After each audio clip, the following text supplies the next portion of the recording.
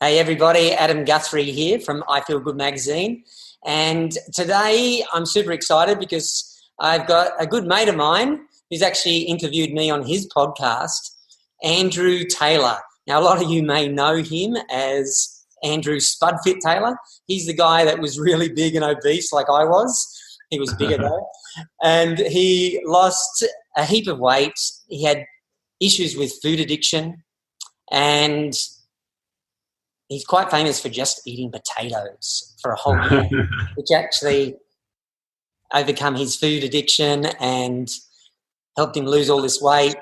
And now he's looking amazing. He feels good. He's an author. He's written 2 books now. And this latest one called Spudfit. Is that what it's called? Yeah, that's it, Spudfit. The subtitle is A Whole Food Potato-Based Guide to Eating and Living. There you go, from the horse's mouth.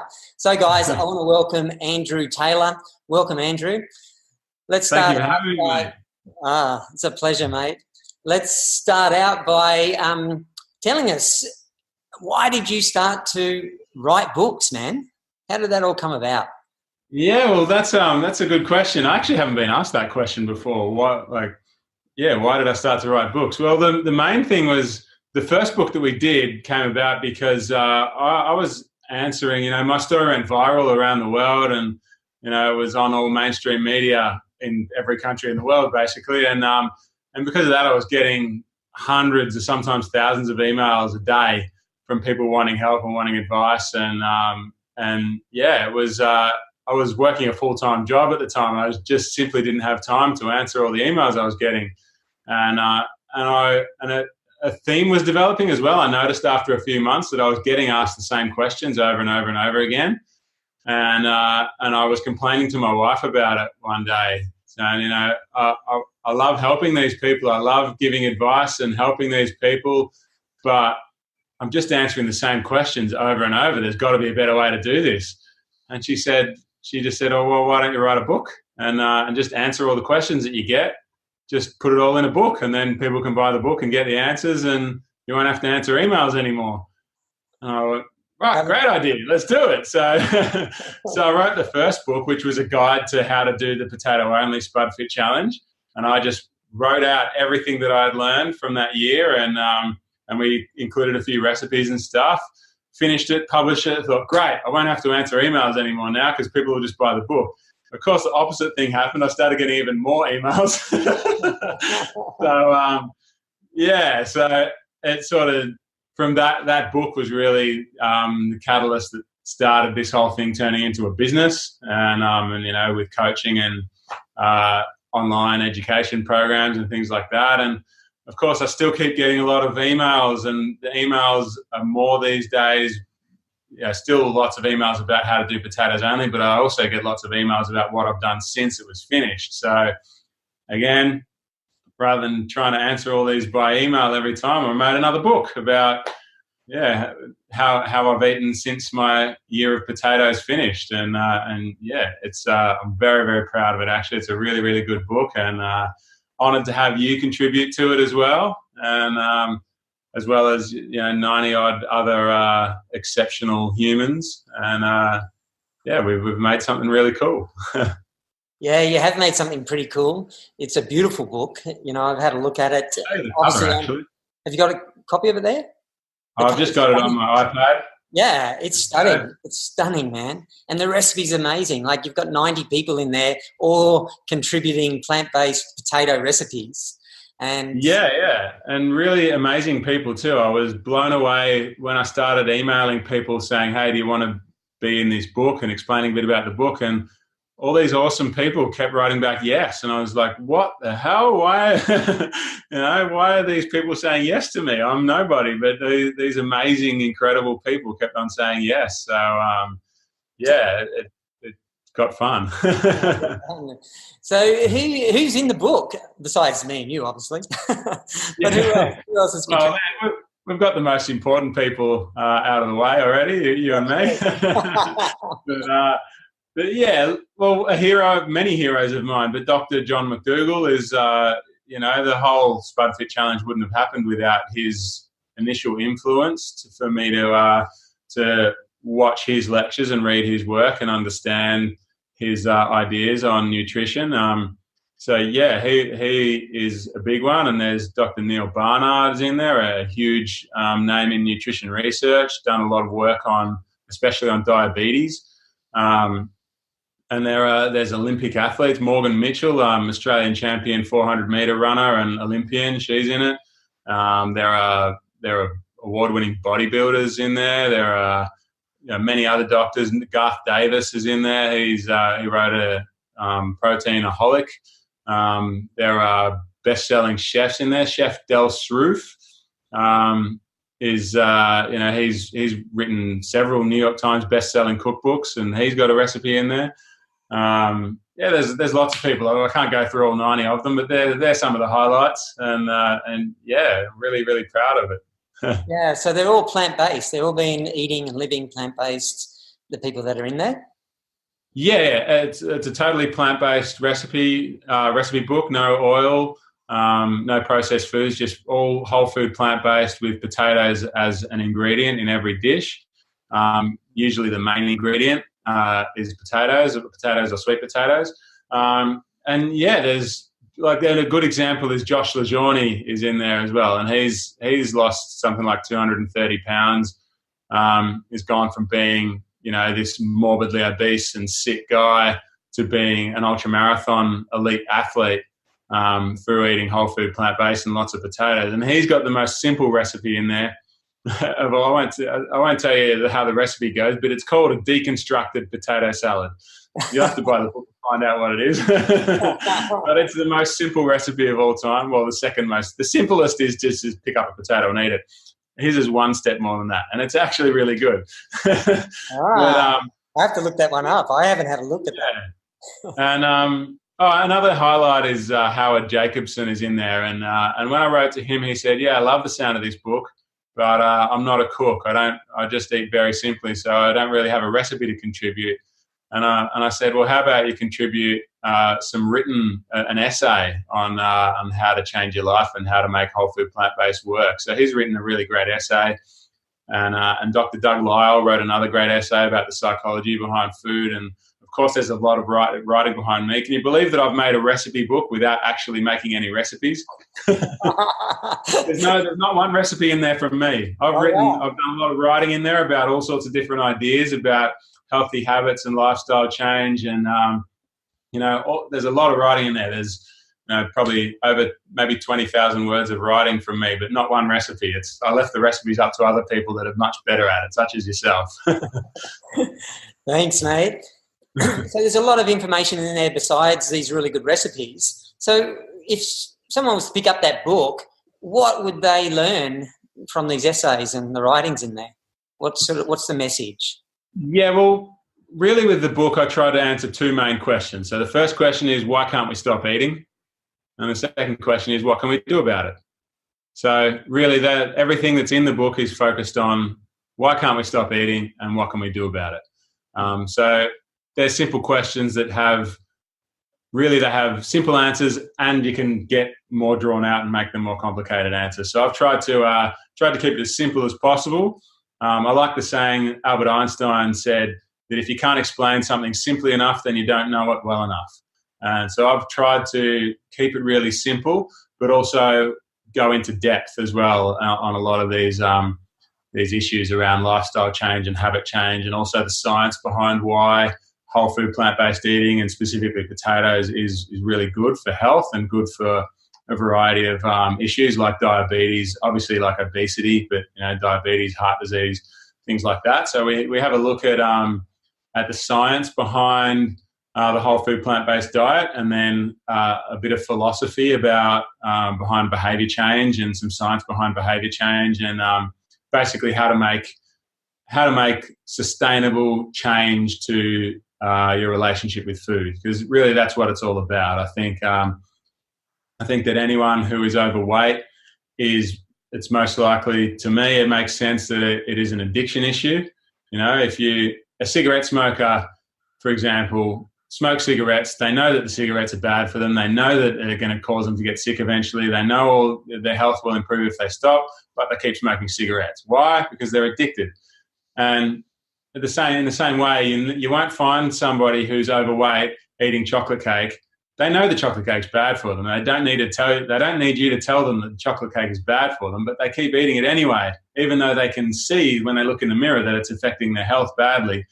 But they keep on doing it, and it just makes total sense that that's an addiction issue. So, yeah, this book is a lot about breaking that cycle of addiction, as well as about the science behind good health. Yeah, and of course the recipes. So, yeah, there's what can we do about it? We can work on our psychology, and we can get a whole book full of awesome recipes to help us find something good to eat. It sounds like it's pretty close to your heart, mate, this addiction thing. Yeah. With the chocolate cake. Tell us about your addiction, your path, because you had a pretty rough time back a while back, and if someone was to go Google you and find your very first video that you did, they'll be surprised at the person they see in that video to this person sitting here in front of us now. So obviously you had a bit of an issue around addiction and food addiction. Tell us a bit about that. Yeah. Well, that video, since I made it and I uploaded that video without watching it, and since then I think I've only watched it twice because it's really hard for me to watch that video. Obviously I was that person, so it's different for me to watch it than for someone else, because when someone else watches it, they're just watching a video of a guy talking.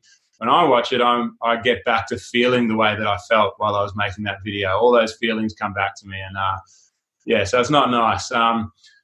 But it's worth a watch. I probably should watch it more often, because it would maybe it would motivate me to do more and better.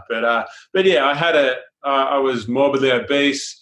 I weighed 152 kilos, and I was clinically depressed and anxious.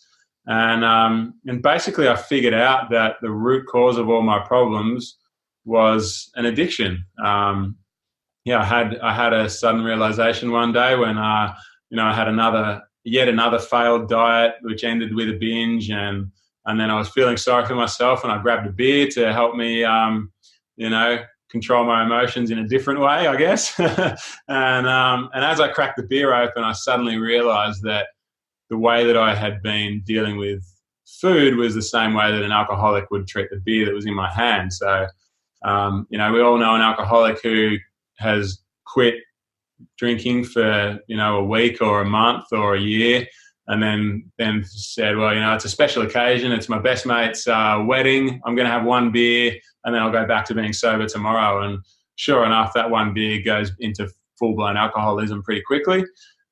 It's a very common story, and basically that was the same thing I was doing with food. I could do a short period of time where I'd do really well, and then I would tell myself one slice of pizza is okay, and that one slice of pizza would, if not straight away, within a few days or a week, would gradually develop back into, unhealthy behavior patterns that were leading me to regain all the weight that I'd lost and all of those sorts of things. And it wasn't just about the weight either. It was about my emotional state, which was far more important than my weight.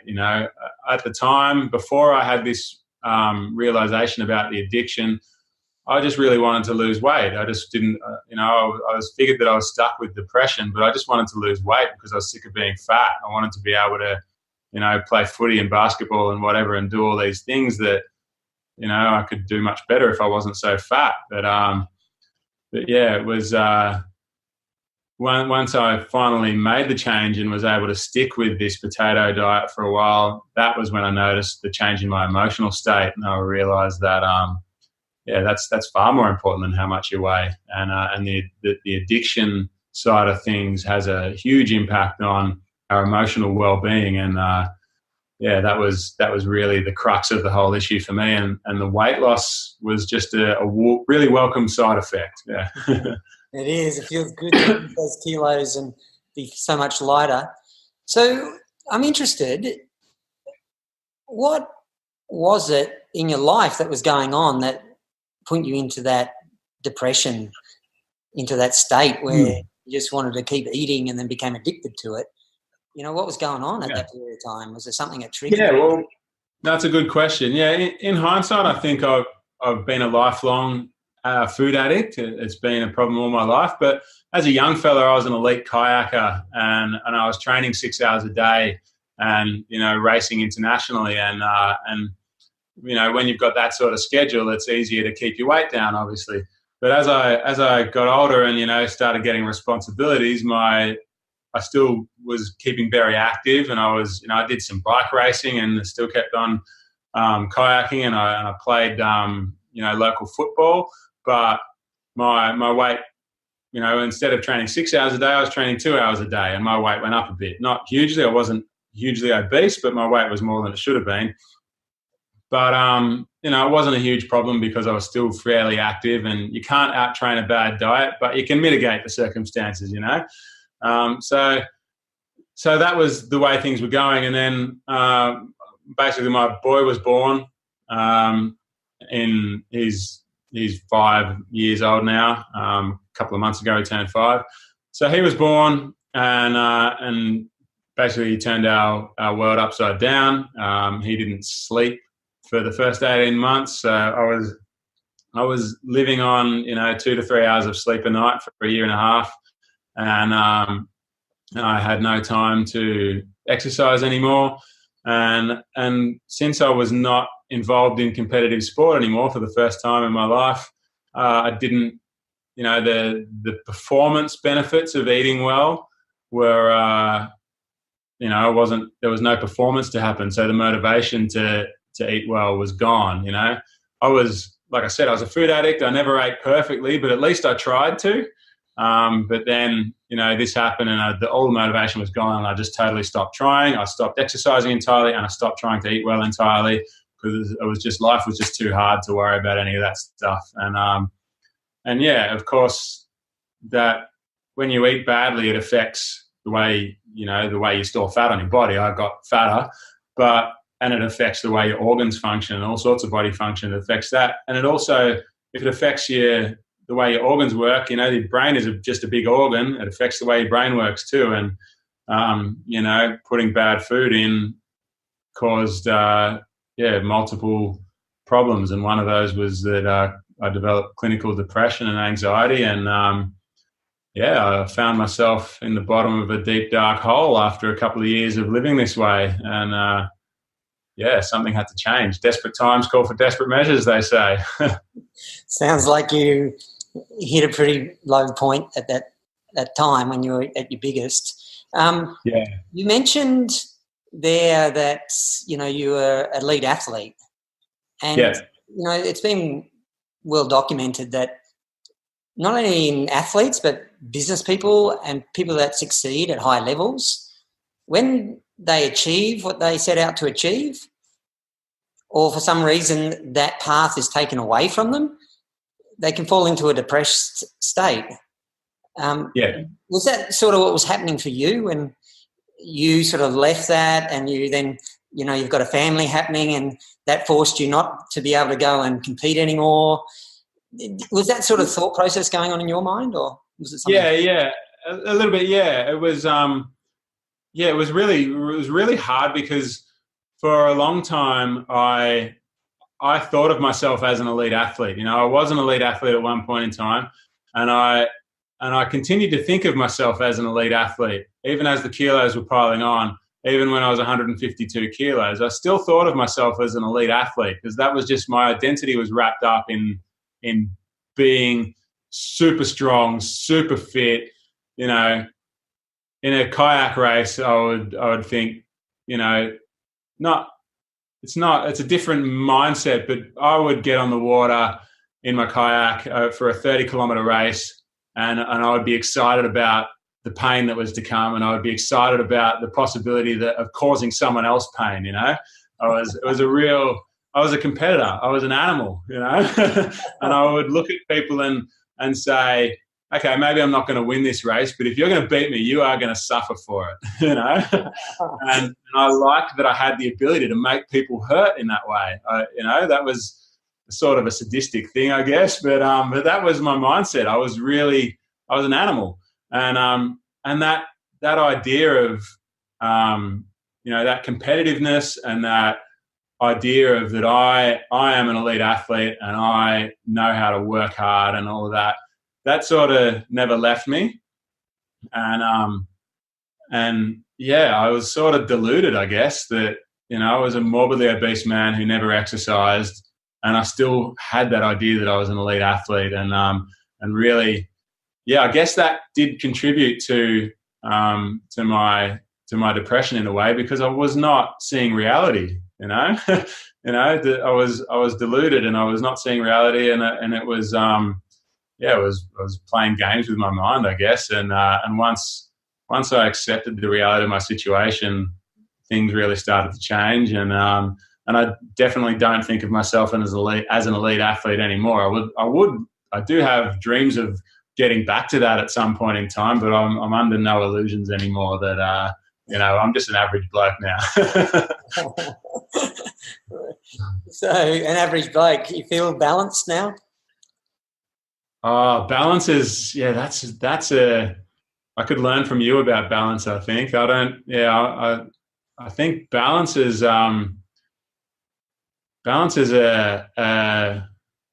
know, it's sort of a unicorn for me. It's something that's beautiful and seems like a great thing, but it's something I'm still searching for. It's I think my life is from a macro point of view, I think I'm fairly balanced. If you look at what I've done over the space of this year, it's been a balanced year because, the first half of it was spent just working flat out crazy, getting this book done, trying to work a normal job and then come home and basically working 2 full-time jobs for the whole year.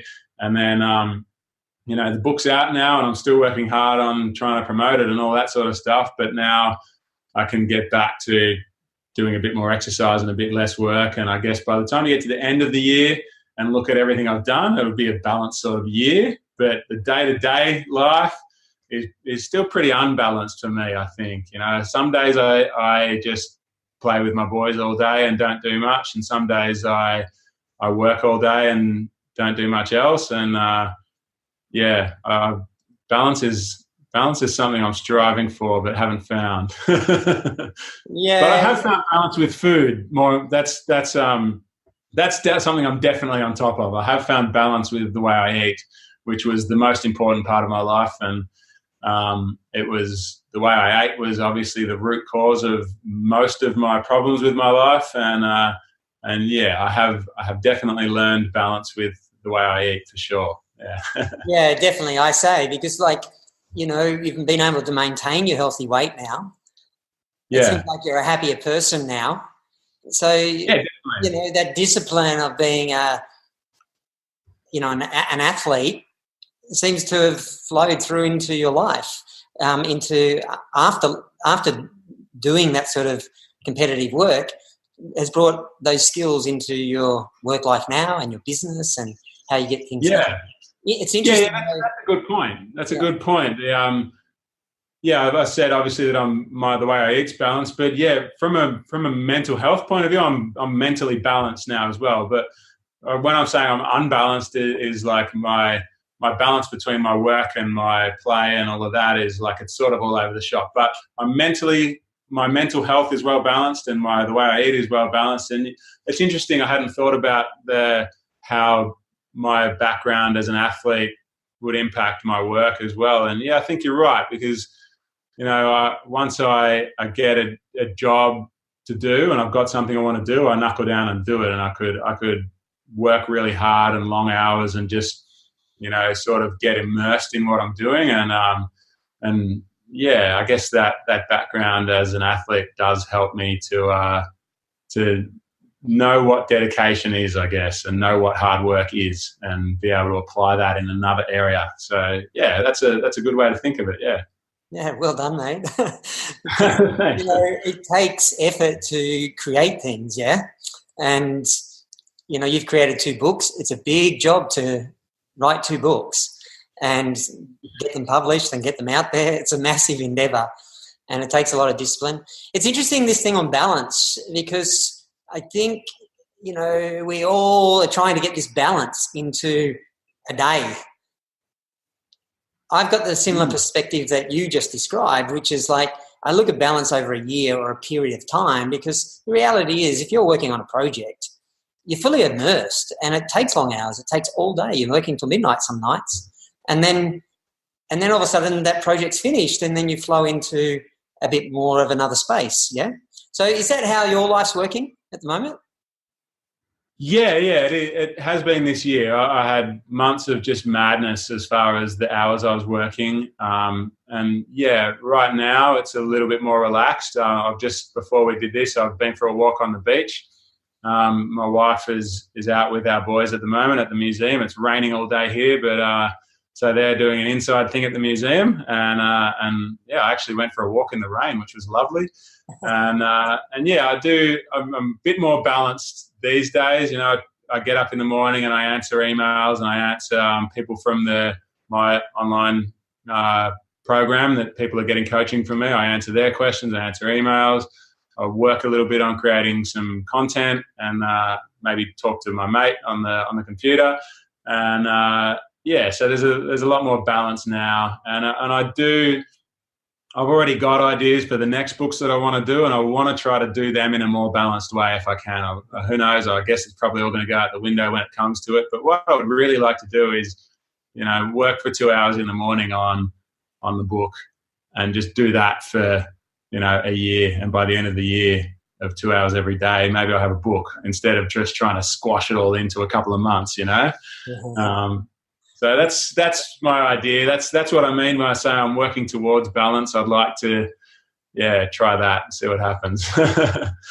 So tell me, let's go back to the food, because the food does play a role in creating balance and mental health, and obviously a healthy body, a healthy weight. And they say that the microbiome in our gut, the microbiome that loves plants. And if we eat, plant-based diet, those microbiomes, become more of them. And they are the ones that tell your brain that it's okay to be happy. But all the junk food and meat and that microbiome tells us our brain, makes us depressed. So that's quite interesting. So tell me, what do you eat now? And what did you eat before? Yeah, okay. Well, I love the way you described the microbiome to start with. That's like, to take that a little bit further, there's when doctors prescribe medication for depression, they most commonly prescribe something called a serotonin reuptake inhibitor. All right, and serotonin is a hormone. It's basically, I'll cut a long story short, serotonin is a feel-good hormone, and this medication focuses on the serotonin that's produced in our brain. Now, it turns out only 5% of our body's serotonin is produced in our brain, and the other 95% is produced in our gut by our microbiome, like you said. Now, if we've got a good, healthy microbiome, which comes from eating lots of good, healthy fiber, plant foods is the only place you get fiber, then you create ideal conditions in your gut to produce the kind of microbiome that is good at making serotonin. And so that's a big thing for me. I didn't know that until my depression had lifted, and then I thought, why is this? So I did more research, and it turned out that was a big reason for it. So, I try to eat in a way that's going to give me a good mood, basically. That people talk about emotional eating, and what that means to most people is, I've had a bad day at work, I need something to make me feel better, I'll go and get chocolate cake, and eat that bit of chocolate cake, it'll make me feel good. And the honest truth is that in the moment, it does make you feel good. You have a really nice time eating that bit of chocolate cake. But in the long term, it produces a bad environment in your gut for serotonin production. And it means that the next day, you're not going to feel that great. You're more likely to have a bad day at work and get to the end of the day and feel like you need chocolate cake again, right? So that's what emotional eating means to most people. To me, emotional eating these days means eating in a way that's going to boost my emotions, like for the long term, that's going to produce that serotonin, that microbiome that you talked about in my gut that's good at producing serotonin. It's just going to make me feel good all the time. And emotional eating is eating in a way that's going to get my mood to a point where I don't need to turn to food to, for that short term, what's it called? Instant gratification kind of quick fix, that short high that you get. It's like a little shot of cocaine or whatever. I've never done cocaine, I don't know. But, the short-term high that people get from drugs, you can get the similar sort of thing from food. And I don't want that. I want a sustained, just a sustained feeling of wellness rather than peaks and troughs in the way I feel. And, so to get that, sorry, this is a long answer in the end, isn't it? Yeah, yeah, to get that, I basically eat the way in the book that we talked about. I eat I eat probably 2/3 of what I eat, I guess, is potatoes. And on top of that, I keep it really simple, but I eat a lot of potatoes. I eat my favourite meal. Here's my favourite meal for you. It's probably the easiest thing to describe. I get 1/2 kilo of broccoli and I air fry it for 10 minutes or something so it gets nice and crispy. And then on top of that, I put a couple of baked potatoes. And then on top of that, I put a can of oil-free baked beans. And I mix it all up, broccoli, potatoes, baked beans. That's my favourite meal. It's a huge meal because you can eat as much as you want when you eat this way. So that's my favourite meal. Other than that, I eat fruit, I eat mangoes, bananas. Sometimes I eat porridge, oats. Sometimes I'll have... make a big pot of hummus and just dip veggies in it, things like that. But I do keep it really simple, and I try to eat. Well, I don't try to. I do only eat whole plant foods. Yeah. Yeah. So keeping it simple sounds like it's a pretty good key to make. Yeah. For me, and that's why I didn't want to contribute a recipe to my book, because I just, these are not recipes that I just described that really belong in a really good cookbook, and I've explained that in there. And some of the recipes in there are from people that keep it really simple like I do, and that's good, but I wanted to let those people describe how they eat rather than, rely on my own recipes for broccoli, potatoes and baked beans. But it's really... If I know you eat very simply too, probably a little step less simply from what I eat. With your background as a chef, you probably got more interested in creating more interesting meals, but I know that your meals are still very simple. I've got no problem with people if people love cooking and love spending time in the kitchen and creating amazing meals, I got no problem with that. That's totally fine, as long as you're eating plant foods like you do. But for me personally, I found that, I do love cooking and I love spending time in the kitchen, but I found that it sort of, for me, it takes away from my time to do all this other stuff that I want to do that's also important to me. And, I could spend 5 minutes in the kitchen banging together something that I can eat and then get back to playing with my boys or, writing a book or whatever. I'd rather spend the time on other things these days rather than, in the kitchen creating amazing food. My priorities are different, I guess, these days. I just want to keep things simple and do other things, yeah. Same, these days I actually only eat twice, sometimes 3 times a day, but it's very simple. Oh, yeah. It's just a beautiful bowl of leafy greens and maybe some sweet potato or potato and maybe a legume, like some, you mentioned baked beans, but I don't do the baked beans things. Actually inspired me to have some baked beans. I'll have, some red kidney beans or some chickpeas, and I'll have some avocado or hummus as a dressing, and very simple food these days. I season it with lemon juice, salt and pepper, and it's so filling and it's so nourishing. Yeah, absolutely. I think most people who maintain a healthy weight and just a healthy lifestyle in the long term, not everyone, but most people have that in common, that they eat very simply and they tend to repeat meals over and over and over again. So that broccoli, potato, baked beans thing that I described, I eat that probably 6 days of the week. I'll eat that. Not for every meal, but, once each day, most days I will eat that meal.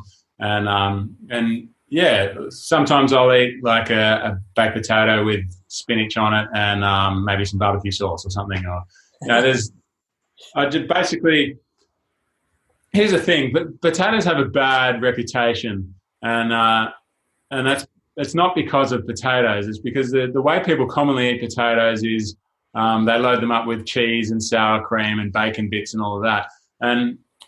What I think potatoes have become in general society is they've become a delivery vehicle for junk.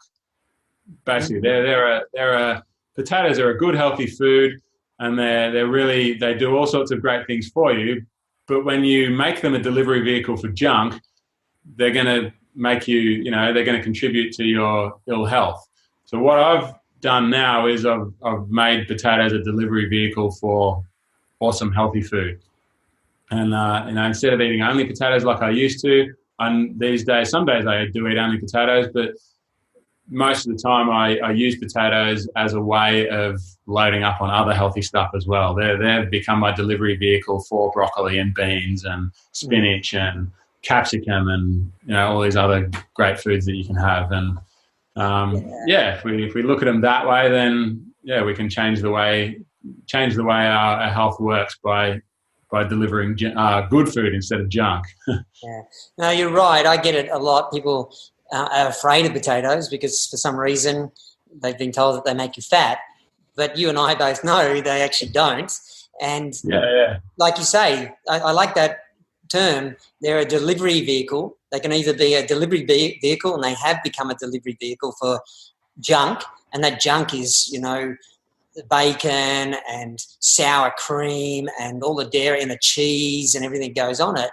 Yeah. Or it can be the delivery vehicle, the foundation, the potato, the foundation of the dish that gets loaded with good stuff like Mexican beans and put them on there with some avocado and a bit of cashew sour cream. Or they could be turned into, chopped up and put through all these beautiful leafy greens with a simple oil-free dressing. You can make a curry with just potatoes and then put leafy greens into it on top of it. So they actually, if they're done in the right way without the things that actually people add to them to make you fat, they actually can help you lose weight. And I've had a good glance through that book, and there's a lot of great recipes in there that if people were to eat that, they become super healthy. If they were to take one of those recipes a day and eat them, they would become super healthy. And it would happen quickly too. This is the thing that, people don't understand, that when you start eating the right way, things change quickly. Yeah, they do. And people are amazed at how fast things happen. And I often compare potatoes to a Ferrari, right? Everyone loves it. Well, not everyone, I guess, but most people love a Ferrari. They're beautiful cars. You would love to get in one and drive it. But if you empty a couple of bags of rubbish into the passenger seat, dirty nappies, old rotten apple cores and stuff like that, suddenly you're not interested in the Ferrari anymore. It's no good, right? True. But if you take all that junk out and you put a beautiful woman in the passenger seat, put your wife next to you, suddenly the Ferrari has become a delivery vehicle for this, a good time. There's a beautiful woman there. There's someone you love there. Maybe there's your best mate might want to go for a drive. There's a good time. So then you want to get in the Ferrari and you want to take it for a drive because it's going to be a good time. And potatoes are the same. It's, load them up with beautiful, healthy food that's going to make you feel good in the long term, and then you can tuck in. And that's the way I try to view it these days. And it's just and like I was saying, the changes happen really quickly, and people, like, I'm constantly hearing from, especially from diabetics and people with high blood pressure. They're the two things that I hear from most. There's all sorts of other things, but my favorite one was a bloke who, I've got two favorite stories actually. One was a bloke who just emailed me out of the blue, who told me that he had been diabetic for over 30 years, tried everything, followed doctor's recommendations, was on all these different medications and everything. He did potatoes only for 2 weeks. He was off all medication. His blood sugar was normal. His insulin was normal. Everything was normal in just 2 weeks. After 30 years, everything was normal in 2 weeks with no medication. And he wrote to me 6 months later saying that he'd whole food, plant-based diet, everything was still good.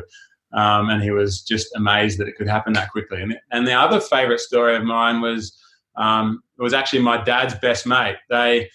he's got a boat, and he often like goes out sailing for a few days at a time. And he decided that this one time he was going out sailing. He would go out sailing with his fishing rods and stuff. He would take heaps of food with him and go fishing and all that, and eat whatever he brought with him and stuff like that. This time he went out sailing.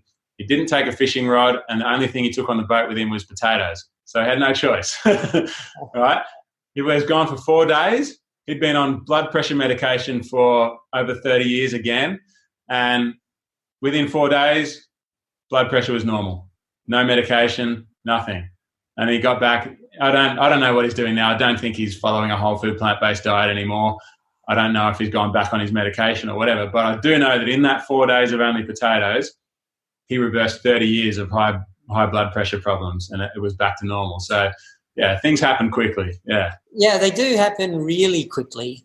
And, I mean, obviously you've got a program that teaches people how to eat potatoes to interrupt their addiction. And then once they come off that, you encourage them to continue on with a whole food plant-based diet. And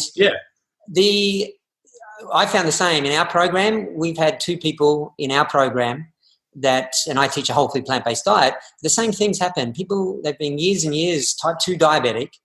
Within 12 weeks, they're no longer diabetic. Their doctors have taken them off medications, and it's a year now, and they're still no longer diabetic.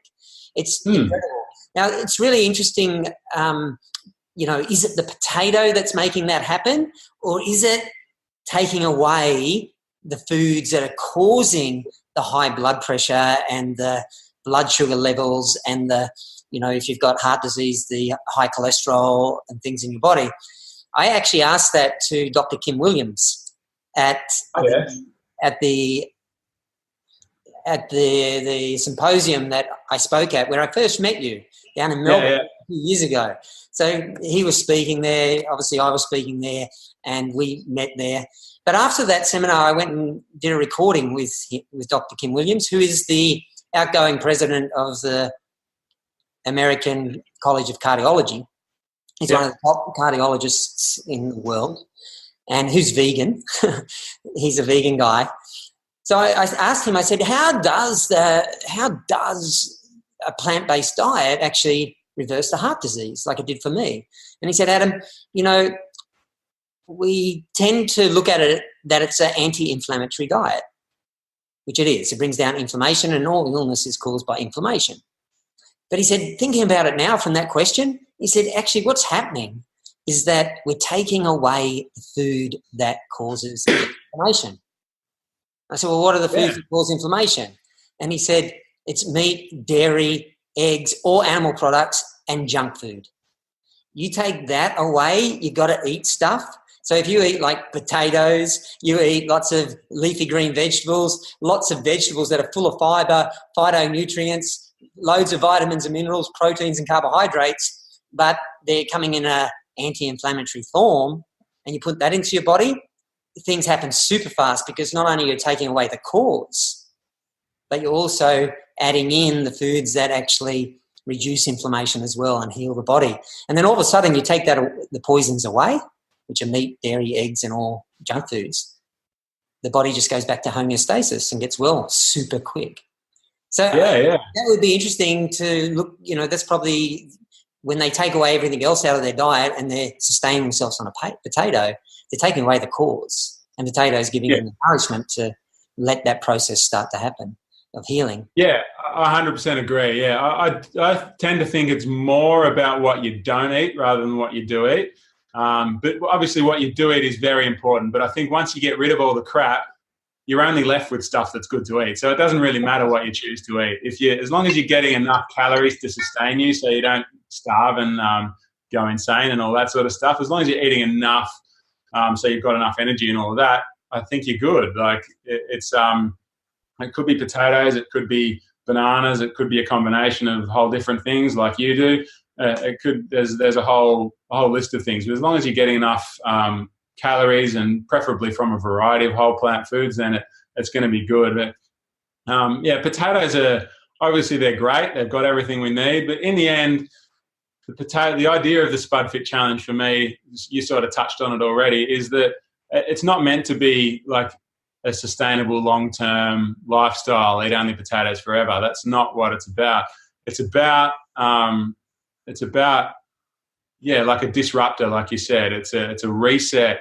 It's a chance to reset the way you think about and behave around food by taking a lot of thought out of what you're going to eat. You know, the way we decide what to eat each day takes up so much of our thoughts and so much of our decision making. And when you just go, right, for a while I'm eating only potatoes, you can focus on other things for a while, and you can focus on changing the way you think about food.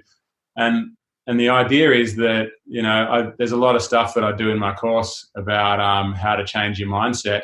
But the idea is that once you get to the end of your month, maybe, of only potatoes, then sticking with a whole food plant-based diet becomes a lot easier, because you've learned so much about the way you think about and relate to food during that month, and you've learned so much about how to deal with cravings and how to make healthy choices, basically, that sticking with a whole food plant-based diet becomes easier. So, yeah, just to be clear, when people ask me what the most healthy diet is, I say a whole food plant-based diet, like what you teach. That should be your number one thing. That should be your first option. I say, yeah, if you want to get healthy, then try a whole food plant-based diet. That's option number one. If you try it and you find it really hard to stick to, and you fail and you fall off the wagon and you go back to eating junk food, then maybe it's worth trying potatoes only for a while to see if we can change the way your mind works. But really, the aim should always be, you know, whether you're doing potatoes only or not, the aim should always be to end up at a whole food plant-based diet, eating, you know, a variety of veggies and fruits and grains and beans, and that's where it's at. So yeah, that's I think the whole food plant-based diet is the key, and potatoes are just a stepping stone to that. And they're a part of the whole food plant-based diet, Spuds. Yeah, absolutely. They're still a huge part of my diet. I call my diet these days, I call it whole food potato-based. That's good. Well, it seems to be working for you, mate, because not only did you lose all this weight and overcome your addiction to food, you've been able to maintain it long-term. You've been able to help a lot of people throughout your program to maintain it long-term, and your books to be able to help people, you know, transition into this healthy way of eating and change their life, which is awesome. So, mate, it's impressive what you've done, and to watch your journey over the last 5 years, and to see you maintaining good health. You look super healthy again now. You know, it's like, you know, for a while now, and you know, you've always look good, look healthy. So, where are you headed now? Where's the vision for Andrew Taylor into the future? Like, where do you see yourself taking things? Yeah, well, like I said earlier, I've got a couple more books I want to write, and I could probably write a book every year forever. There's a lot of things I'm interested in. So, for me, it's just about growing and evolving, I guess. You know, for the last few years, I've been Spudfit. I've been Potato Man. You know, people often just call me, "Hey, Potato Man," or, you know, all that sort of stuff. Or people often just call me Spudfit. I don't get called by my name. And yeah, I love Spudfit, and it's been a huge part of my life, and I'm very, very proud of it, and I'll continue to coach people and help people. But there's a lot of other things that I'm interested in. So I'm currently working on exploring some other things, and you know, maybe get people to start calling me Andrew Taylor, because I do things other than potatoes. So what's one thing that you want to do into the future? What's in your mind? What's one, like you mentioned, more books? What sort of topics would you write on? Well, yeah, like we talked about, as a former and hopefully future elite athlete, I would like to get fit again, and I would like to. I can't right now because I don't have the experience behind me, but I would really like to be able to help parents who are struggling for time, and, you know, entrepreneurs who all their time is taken up by business, and you know, I would like to be able to go through an experience myself where I am a time pressed for time parent and business owner who has managed to get himself very, very fit, and I'd like to be able to help other people do that as well. So that's one example of something that I'm plans that I'm mulling over in my head at the moment of what that's going to look like and how I'm going to do it. Sort of in the planning stage at the moment.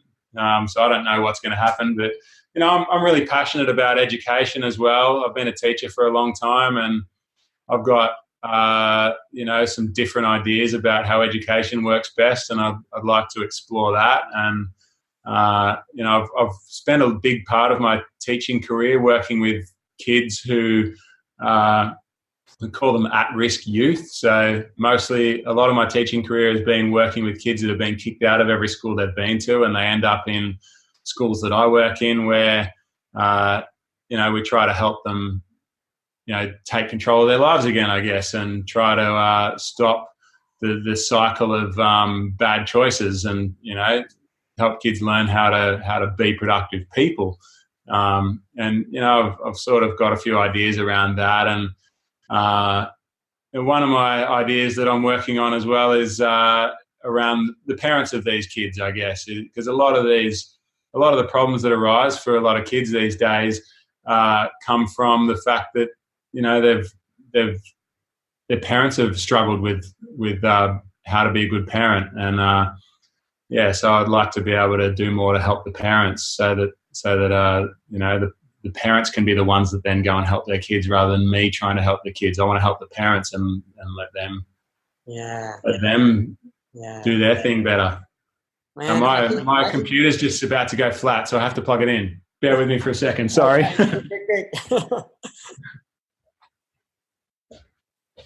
I'll just be 10 seconds. Got the charger here. While Andrew's doing that, guys, might want to check out his book. I'll give you the links below this video on my website. This video will also be featured in our I Feel Good magazine in a future issue. So sorry about that. I plugged in. Magazine as well. So, mate, you're plugged in. Look, I tell you, I can actually see you doing those sort of things. I mean, what I sense from you, you've got a big heart. You really care about people and you want to help people get out of a situation that's, they may be struggling or it's tough for them, and get them into a more uplifting and positive environment and worldview and life. And I can see you doing that with kids. You already have been doing it with kids. I think it's a great idea with parents as well, working with parents that are struggling with parenting. Man, you'd be And I can really see you also, because, I've been down your entrepreneurial journey a little bit with you, and I've seen, how much you work, and being an entrepreneur myself, I know what's required, and it takes a lot. And to be able to maintain a healthy body while you do that and lose weight and stay fit, that's a skill set in itself as well, to be able to do that. And you're living that. You've been able to maintain your health. Now you're wanting to get even healthier from what you're saying, fitter. You want to get fit.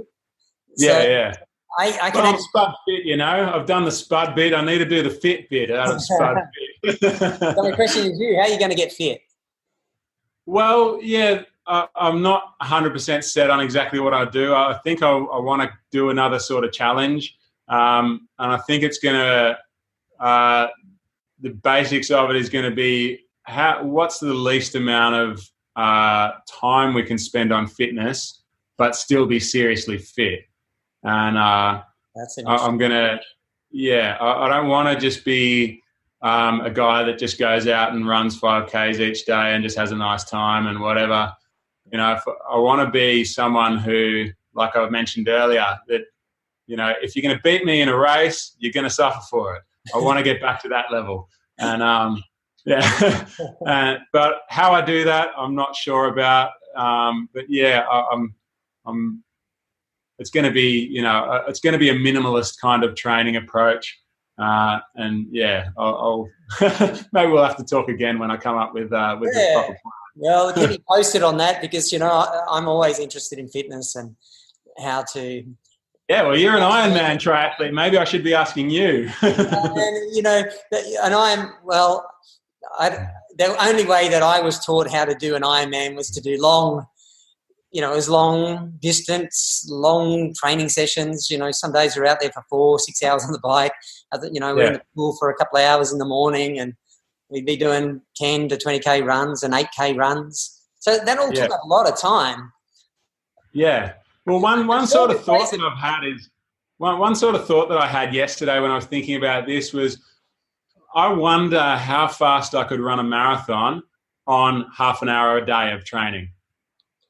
Well, is that stupid? Is that like ridiculous? I don't know if it does sound stupid, because I spoke to a guy one day. I can't remember his name. It was just a brief conversation. Someone you bump into in a cafe, and he did Ironman as well. And he was training for another, but he said he's changed up his training because he was, a very busy guy, and he was just doing these short training sessions that apparently there's been some science done around that can get you to do an Ironman in pretty good times.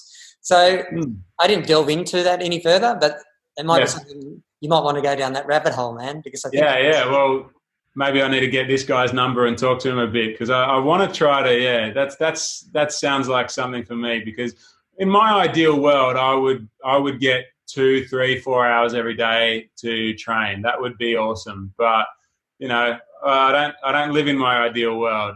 Lots of things about my world are ideal, but there's no escaping that. We've got bills to pay. I've got kids that I want to be there for. I've got a wife that I want to be there for. Not everything fits. So, I need a different challenge where, something along those lines. What's the least amount of training I can do and still do a good Ironman or a good marathon, or, do a heavy bench press or something along those lines, What would it be? Well, when you find it, tell me the answers, man. I'll do that. Because I don't train like I did for the Ironman anymore. I do move my body every single day. I'll go for a run, or I'll go for a swim, or I'll go for a surf. I do a lot of surfing these days. Or I'll back into surfing. Well, last time, maybe not last time. Last time we spoke about exercise. We don't always talk about exercise, but last time we spoke about exercise, I don't think you were doing a lot of surfing. So it's good to hear you back into it. I'm back in the water quite a bit, and it's really nice. And, if I'm short of time, I do, more intense HIIT type workouts, high intensity workouts, rather than the long distance 10K run in the morning, which takes around about an hour. Yeah. I'll go and I'll sprint up the stairs on the lighthouse at Byron Bay, Oh, yeah. I'll go for 30 minutes, then I'll do some push-ups, do some burpees and that sort of stuff. Yeah, I think that sort of stuff's going to be the key. If you've only got half an hour to train, you're going to have to do it hard. So, I think it's going to be something along those lines. But, we'll talk again when that happens. Well, man, thank you so much for dropping in and having a chat with me. It's been a pleasure as usual. Thanks for putting this book together. It's an incredible book. Everybody, if you want to grab a copy of the book, you can go to spudfit.com. Is that correct? Yep. Yeah, spudfit.com. Yep. And there'll be a link in there, and you can buy it there. Or if you'd rather, if you prefer Kindle, then you can just go to Amazon and get it on Kindle as well. And or you could click on the link in the I Feel Good magazine and get it that way too. Yeah, we feature it every week in the magazine, so subscribe to our magazine. It's pretty cool. Yeah. So, mate, thanks again. Good to catch up with you, and we'll talk again sometime soon. Yeah. Thank you for having me. It's always a pleasure, and spud up. Likewise. Cheers, buddy. Bye. All right. Thanks, mate.